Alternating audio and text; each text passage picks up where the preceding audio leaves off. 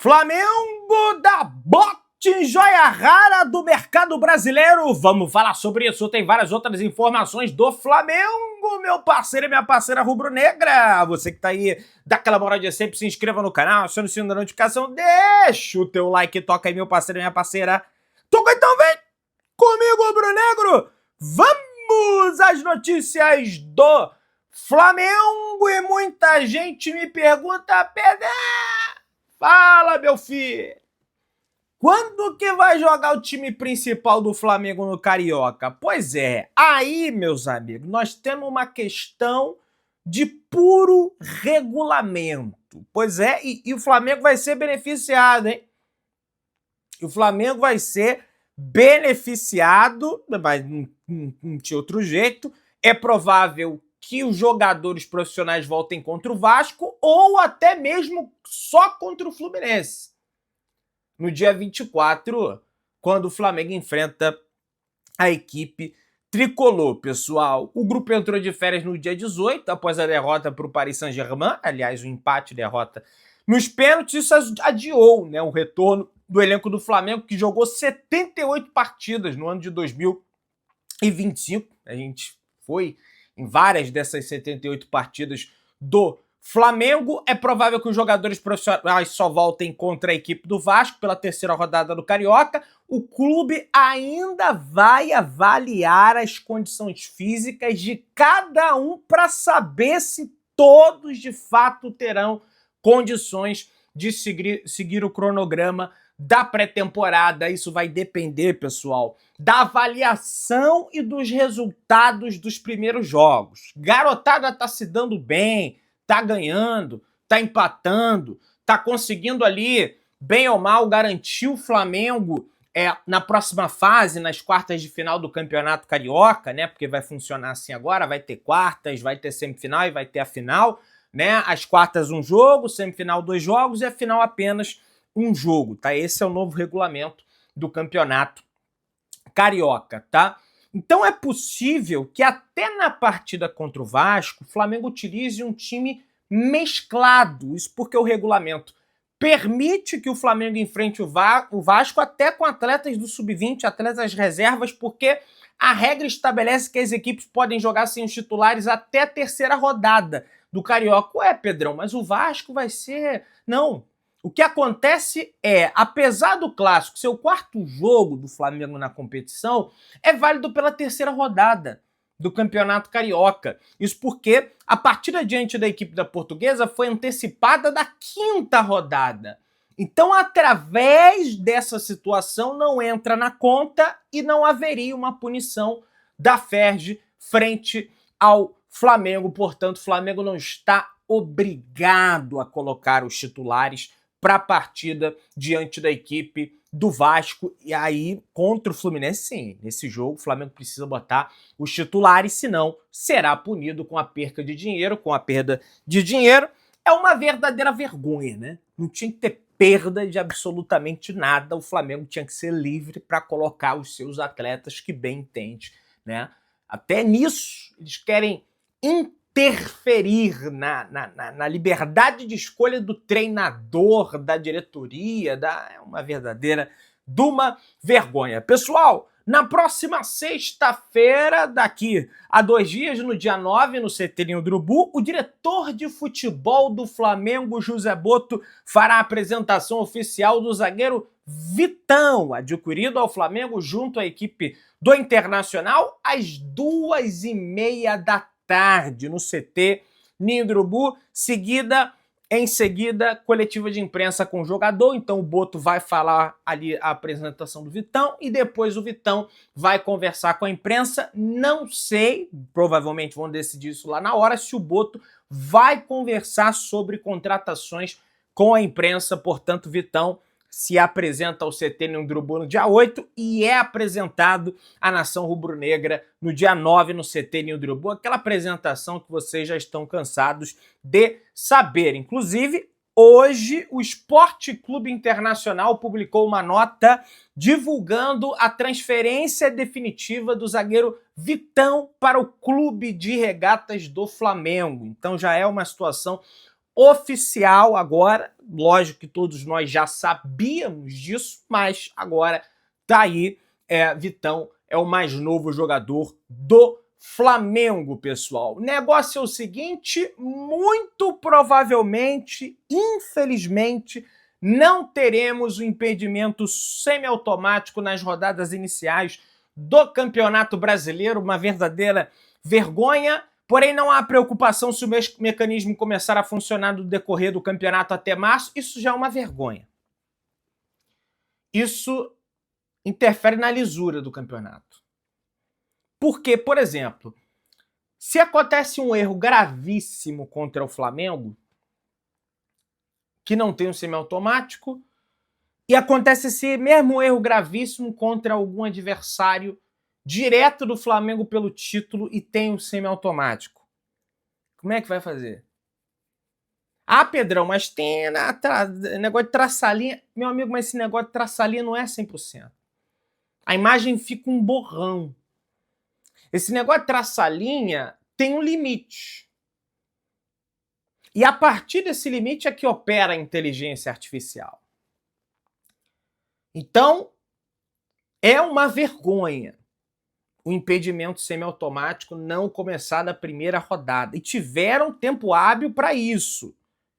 Sabiam que o Campeonato Brasileiro iria começar no dia 28 de janeiro. Inclusive eles, que divulgaram essa data, né?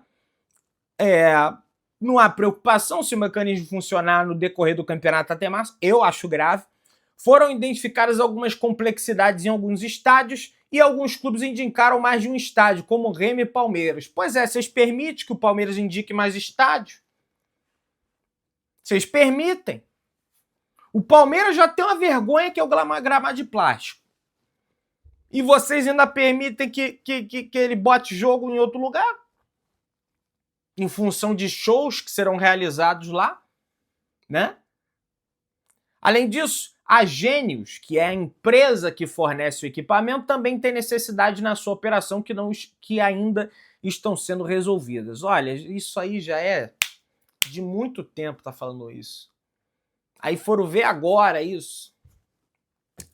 Pessoal, pra você ver como é que são as coisas. O Alberto Gilardino, que é o treinador do Pisa, que tá treinando o Lohan lá na Itália, ele falou o seguinte, presta atenção.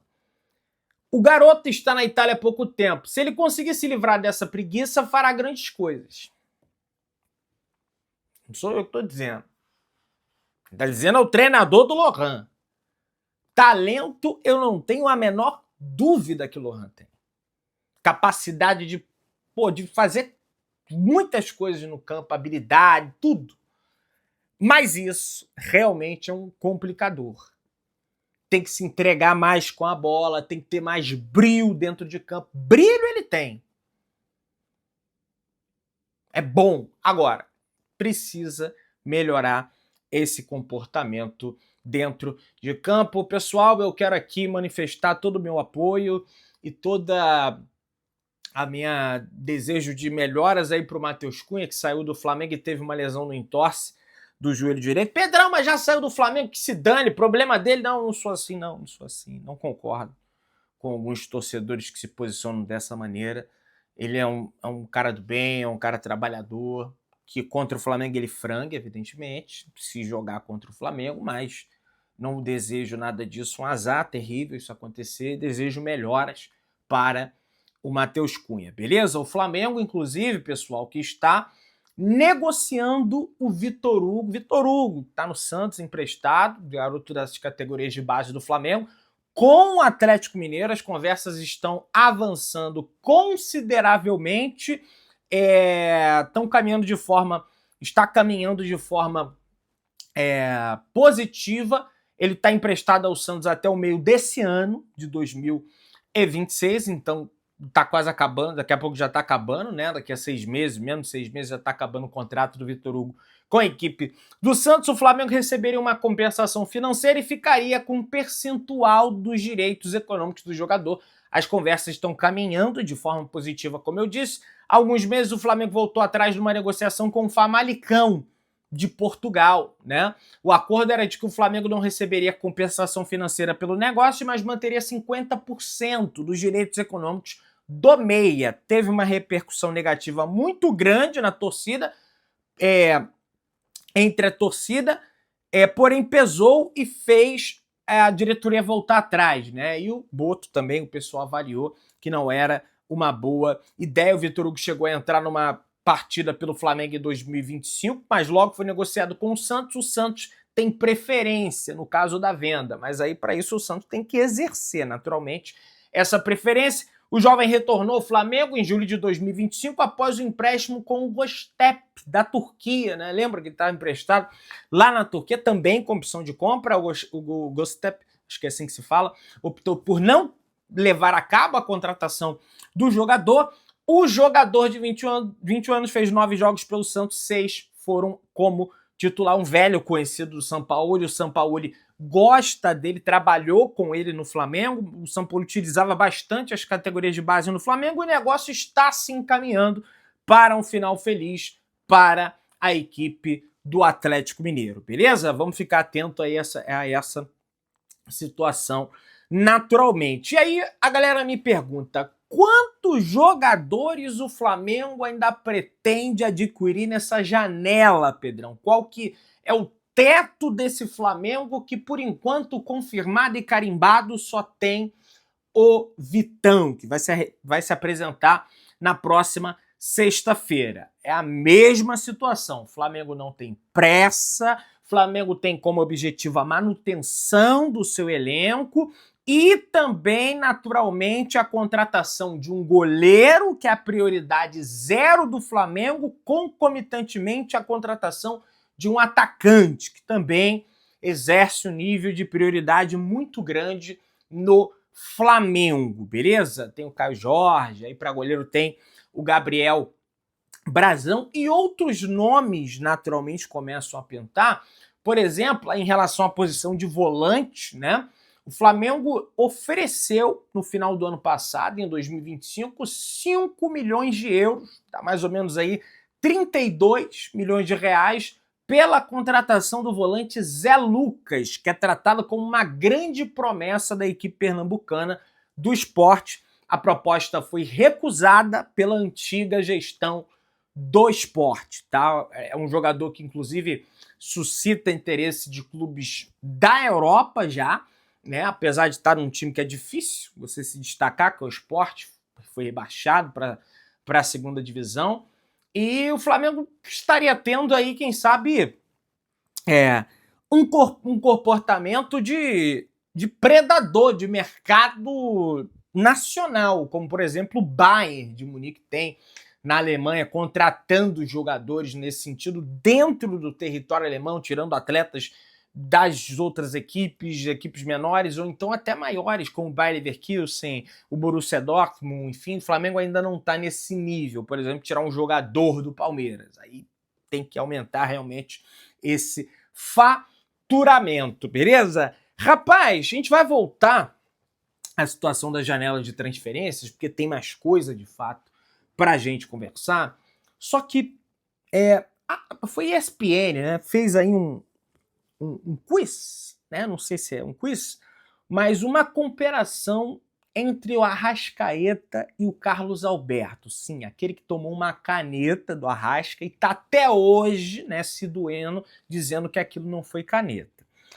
A ESPN ouviu 100 especialistas, jogadores de futebol, comentaristas, jornalistas, enfim, toda essa galera envolta no mundo do futebol, e nesses 100 especialistas, 77 votaram no De Arrascaeta e 21 votaram no Carlos Alberto.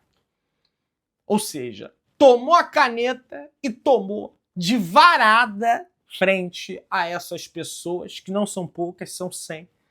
Deram 77 votos para o Arrasca e 77 para o Carlos Alberto, para quem teve o melhor auge na carreira. E para mim não tem comparação. Ah, mas o Carlos Alberto jogou a UEFA Champions, ganhou a UEFA Champions League. O Vampeta também ganhou a Copa do Mundo, meu amigo. Não é por isso que o Vampeta é o melhor jogador frente a vários outros. O Vampeta é melhor que o Cristiano Ronaldo. Tudo bem, são posições diferentes, mas o Vampeta ganhou a Copa, então ele é melhor que o Cristiano Ronaldo, né? O Vampeta é melhor que o Toni Kroos, apesar do Toni Kroos ter ganhado a Copa também, né? O Vampeta é melhor do que o... Enfim, me fogem nomes aqui agora da posição de volante que não ganharam a Copa do Mundo. Melhor que o Modric. Modric não ganhou a Copa do Mundo, né? Chegou à final com a Croácia. Enfim, vários outros nomes que a gente tem por aí, beleza? Ó, o Flamengo... Gente, o nome do TT está completamente descartado no Flamengo. O Flamengo em nenhum momento tentou a contratação do TT, porque estão tentando emplacar uma narrativa aí de que o TT teria recusado o Flamengo para voltar pro Grêmio, coisa e tal. Uma pessoa do Flamengo foi bem categórica comigo. O Flamengo sequer desejou a contratação do TT. Então isso é história para boi dormir. Essa história da carochinha, isso não aconteceu em nenhum momento. Tá? O que o Flamengo tem hoje, por exemplo, traz aqui a jornalista Raíssa Simplício, são conversas pela contratação de Joel Sebastián Romero, jogador do América de Cali.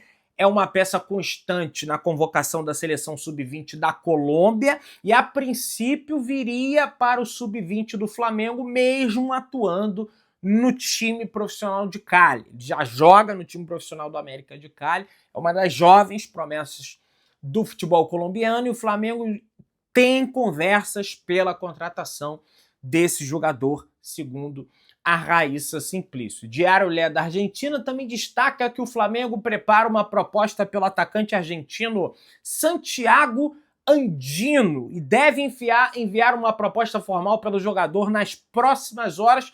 O River Plate, né, que o Flamengo recém negociou o Matias Vinha, tem prioridade na negociação e já apresentou uma oferta de 4 milhões de dólares, 22 milhões de reais, ao Godoy Cruz, que é de fato quem detém os direitos econômicos desse jogador. Então, Flamengo mirando o mercado sul-americano, além do mercado brasileiro também. O mercado intercontinental é observado pelo Flamengo, mas o Flamengo tem como prioridade atletas brasileiros e agora pode buscar um atleta estrangeiro, porque o Matias Vinha foi emprestado, né? Então temos 8 atletas estrangeiros no Flamengo. Naturalmente o Flamengo pode agregar mais um, relacionar mais um, até 9 estrangeiros podem ser relacionados para a partida no futebol brasileiro. E cara, muita gente, mas muita gente mesmo, mandando vídeo do Fabrício Kika, do como ele fala de uma estratégia do Flamengo. Não sei se exatamente é uma estratégia proposital ou sem querer, mas enfim. O Flamengo estaria inflacionando, né, aumentando o salário de atletas, de contratação de jogadores, oferecendo essa fortuna pelo Caio Jorge, a fim de, lá na frente, quando o fair play financeiro na sua totalidade estiver aplicado ao futebol brasileiro, as SAFs acabarem derretendo por dentro, porque eles vão acumular salários gordos, salários altos, transferências altas, parcelamentos de quantias altas, e seus respectivos mecenas não poderão literalmente injetar o dinheiro para quitar essas dívidas, né? Eles precisarão andar com as próprias pernas frente ao faturamento do clube, né? Então seria uma tática aí realmente muito boa do Flamengo, tendo em vista que o Flamengo ele não precisa de terceiros. Ah, mas tem a Globo, mas tem... É uma parceria comercial. Diferente do cara que pega o dinheiro e coloca no time. Ah, mas ele é investidor. Mas não está agindo como investidor. Parece mais é querer realmente, cruzeirense, quer botar dinheiro no Cruzeiro, fazer o Cruzeiro ser campeão. Você que tá aí, se inscreva no canal, aciona o sino, deixa o like. Tamo juntão, saudações rubro-negras.